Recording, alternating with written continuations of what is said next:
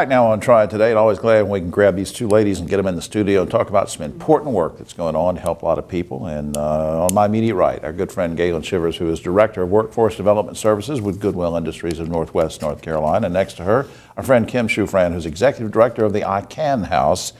We're going to find out about that right now. Just to remind our audience, Kim, start out just to remind them what iCan House is, who you serve, and where they come from. Very good. The iCan House is a nonprofit in downtown Winston-Salem. We teach social skills, independence skills, and life skills for those that really struggle socially. One of the distinguishing factors is that we do not require a diagnosis, though some people do have a diagnosis coming to the iCan House. We started at age 8, and our programs go on up into the 50s and 60s. And these could be folks with, when you say there no diagnosis has to be, give me an example. I mean, you could have an autistic child. You could be have autism spectrum disorder, could be ADHD, could be just learning disabilities, social anxiety, Asperger's, no diagnosis. And just give me a quick, not the whole list, but just a couple examples of services that you provide that will mean something to folks at home when they hear it. So we have clubs, and so these children that struggle, they become part of a club, and then through the club, they learn to connect with other people. And so the services are the clubs, iClub, Real World Connections, which is for teenagers. That's great. Meet and Eat, which is for adults. iCan Work, which is an employment preparation course. Right. And then we also have a dating course. And that, well, I needed dating advice 50 years ago, but you got me too late on that, Kim. Galen, speaking about employment and other things, let's talk about the partnership. You and Kim, Goodwill and iCan House, have sort of a partnership going. What's that all about?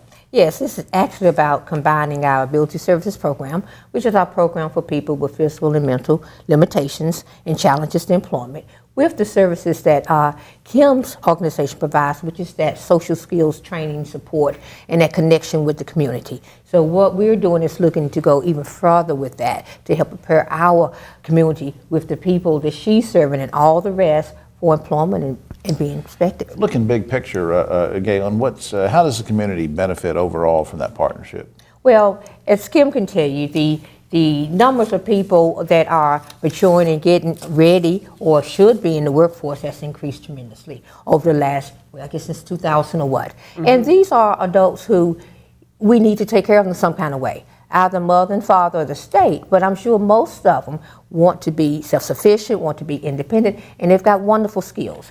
Our partnership, we're hoping to re-educate the community as far as how do we address and look at these adults. It is not a disability, it's a different way of thinking. Why do they react or respond in certain ways? So the community, the employers out there can really be able to embrace them into the workforce. And that's the thing too, isn't it, Kim? I mean, we haven't rehearsed this or anything, but when it's talking about employers, we need to help employers rethink how they're hiring, who they're hiring, and how they can adapt. And right? I mean, don't we need Absolutely.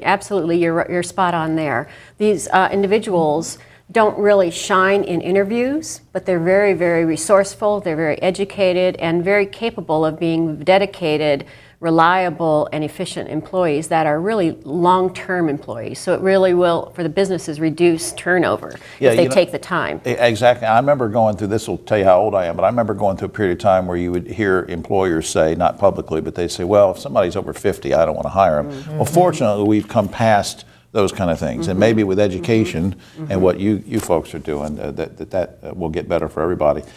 Kim, while I've got you here, I'm wondering, are there any specific services you can mention that would pinpoint to helping people get a job, get ready for the job market? Is there certain things you help folks do? Well, we really break down the things that are abstract with regard to interactions and conversations, which we assume everybody gets. And so really the abstract nature of tell me about yourself, and even the social dynamics that go on in an interview and or the the process. interpersonal The interpersonal, so we break that down. Up on screen is a website I want everybody to have for our listening and viewing audience, icanhouse.org. Please go there and learn more about this. And then for Galen and her good folks at Goodwill, go to goodwillnwnc.org. That stands for Northwest North Carolina. And Galen, as we said, heading up Ability Services and doing a great job over there. Ladies, thanks for coming back. Thank you very much. Thank you for having us. Appreciate it. We'll be right back after this.